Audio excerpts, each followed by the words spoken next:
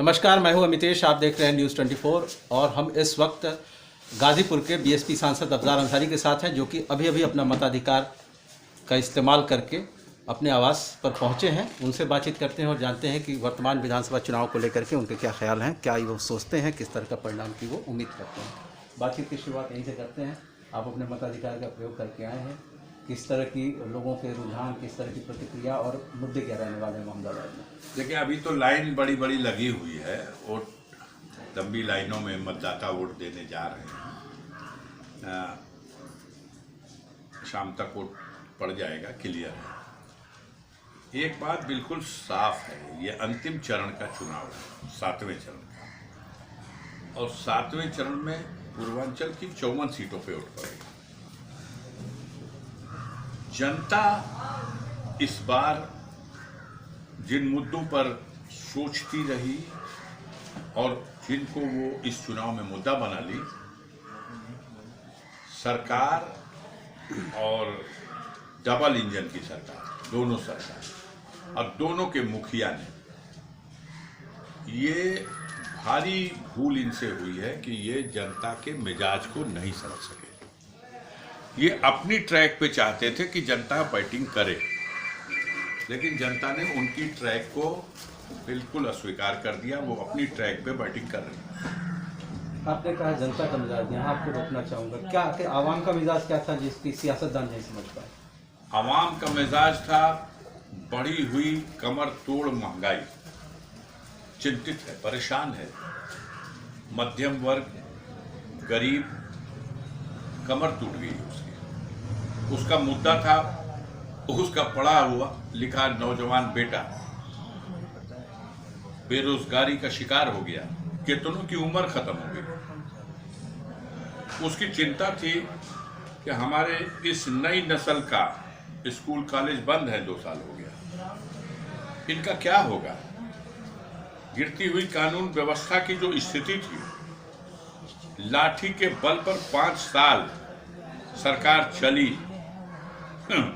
ठोक दो, तोड़ दो, ठंडा कर दो। ये लोग नहीं समझ सके कि जनता क्या चाहती है। जनता ये सुनना चाहती थी कि भाई 250-250 रुपये लीटर सरसों का तेल है, जो सिलेंडर 350-400 का था, आज 1000 रुपए का। डीजल पेट्रोल की कीमत 95 और 100 पहुंच गई। कहीं सुनवाई गरीब की है नहीं। घूसखोरी तो हमेशा कुछ रही है, इतनी सीना जोरी के साथ घूसखोरी कभी नहीं हुई। आपका दावा, सरकार का दावा, कानून व्यवस्था चाक चौबंद। बेटी के साथ बलात्कार हुआ हाथरस में, ये एक ऐसी कहानी बन गई जो बहुत दिनों तक लोग नहीं भूल सकेंगे। उस बेटी को उपचार तो करा नहीं सकी ये सरकार, और सही समय पर उपचार न होने के पीड़ा को सहन नहीं कर सकी, वो मर गई। मरने के बाद हर माँ बाप की एक इच्छा होती है, कम से कम उसकी लाश मिल जाए, हम उसकी अर्थी को कंधा दे दें, हम उसका आखिरी बार मुंह देख लें। इस सरकार के सिर फिरे अधिकारी यही साबित करते रहे कि बलात्कार ही नहीं हुआ, और उसकी लाश को आधी रात में सारे रीति रिवाजों के विपरीत मिट्टी का तेल डाल के जला दिया। कानून व्यवस्था की स्थिति का इससे बड़ा नमूना क्या होगा कि योगी के शहर गोरखपुर में कानपुर का व्यापारी आता है और आधी रात को इनकी बेलगाम पुलिस, ठोक दो पुलिस, तोड़ दो पुलिस, उसके कमरे का दरवाजा तोड़ के घुसती है और इतनी पिटाई करती है कि वो मर जाता है लहूलुहान। आप कानून व्यवस्था की बात कर रहे हैं, तो जो मैटर कोर्ट में सब जुडिस है उन पर तो हम नहीं चर्चा करेंगे, लेकिन आपके फैमिली पर भी कुछ एक्शन लिए गए, उसको लेकर के क्या कुछ आप कहना चाहेंगे? ना, हमारी फैमिली पर एक मामला नहीं है। हमारी फैमिली के साथ जो हुआ और भी प्रदेश में तमाम लोगों के साथ जो हुआ, उस सब पे चर्चा होनी चाहिए। अब गियर फंस गया है मोदी का और योगी का कि बुलडोजर और अंसारी बंधुओं का नाम बैतरनी पार करा देगा, यही गियर फंस गया। हाँ, मैं ये भी जानना चाहूँगा कि बुलडोजर तो प्रॉपर्टी की तरह यूज़ किया जा रहा है हर रैली में, इसको लेके क्या? वो बुलडोजर अपने से तो चलता नहीं, वो कोई सिस्टम ऐसा अभी बुलडोजर में तो नहीं है कि वो बुलडोजर अपने से चल रहा हो, कहीं उसको कोई ड्राइवर चलाता है। और अभी इस चुनाव में जनता ने उस बुलडोजर का ड्राइवर बदल दिया तो क्या होगा? तो ये कह रहे हैं सर्विसिंग में है और ड्राइवर बदल गया तो क्या होगा? जिस बुलडोजर का उपयोग निर्माण के लिए होता है, आप उस बुलडोजर को दहशत फैलाने के लिए इस्तेमाल कर रहे हैं। एक बात बिल्कुल साफ हो जाएगी 10 तारीख को कि इनके ठोक दो, फूंक दो और बुलडोजर से रौंद दो, इस नीति से अगर जनता संतुष्ट हुई है तो 325 सीट तो पहले ही मिल चुकी है। योगी और मोदी ने तो इस बार पूरी ताकत लगा रखी है।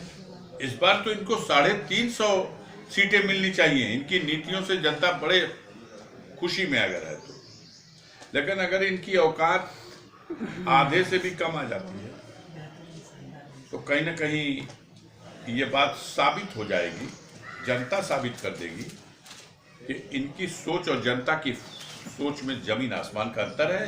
जिसको इसे उपलब्धि मानते हैं वो जनता की निगाह में गुनाह है, अपराध है, वो अलोकतांत्रिक है।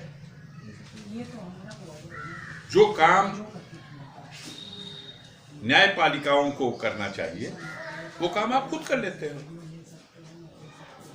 योगी जी खुद दागी है, 1.5 दर्जन से ज्यादा मुकदमे हैं। अपने मुकदमे अपनी सरकार में अपने कलम से उठा लिए, दुनिया में कहीं मिसाल नहीं मिलेगी। दूसरे के ऊपर फर्जी मुकदमे लगा दिए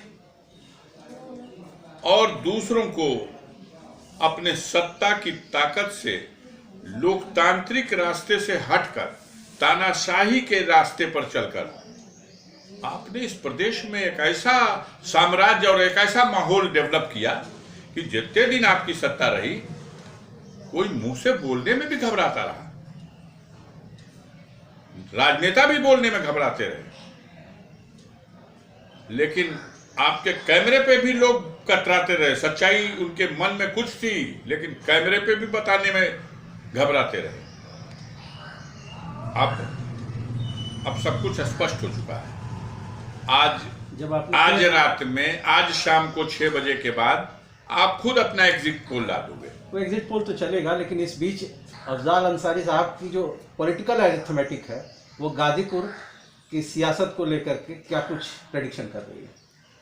खाता नहीं खुलेगा भारतीय जनता पार्टी का गाजीपुर में, और मेरा आकलन है कि 54 सीटों के हो रहे इस चुनाव में बीजेपी 10 से 14 के बीच में सिमट गई। इससे अधिक औकात नहीं है। मोदी जी जहां 5 दिन बांसा गाड़ के बैठे थे, वहां आधी सीटें जीतना मुश्किल है इनको बनारस में। ऐसा क्यों? जनता का मूड। 5 साल तक तो गोदी मीडिया के लोग बड़े बड़े विज्ञापन पाते रहे और सरकार के हर कार्यक्रम की 100 में 100 नंबर देते रहे, लेकिन अब तो कॉपी जांचने का फाइनल एग्जाम है, ये जनता जांचेगी, नंबर तो जनता देगी।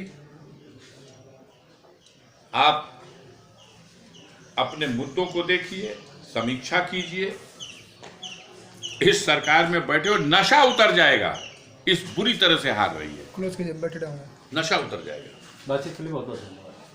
तो ये थे गाजीपुर के सांसद अफजाल अंसारी, जिनसे हम लोगों ने सियासी मुद्दों पर बातचीत की। अमितेश कुमार सिंह, न्यूज़ 24 गाजीपुर।